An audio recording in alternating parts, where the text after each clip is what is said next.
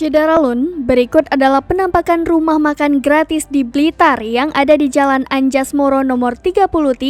Buka mulai pukul 9 sampai 14 waktu Indonesia Barat. Tidak ada batas bagi orang yang ingin mendapatkan makan gratis di rumah makan yang didirikan oleh sekelompok relawan di kota Blitar itu.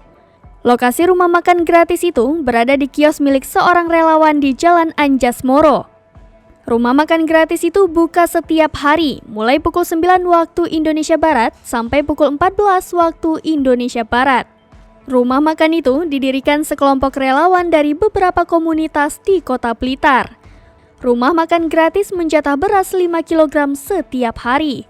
Untuk lauk pauk beraneka ragam, mulai sambal goreng, pecel, mie, telur, tahu, dan tempe. Minumannya ada teh, kopi, dan air putih. Siapa saja boleh makan di rumah makan gratis di Jalan Anjasmoro, Kota Blitar.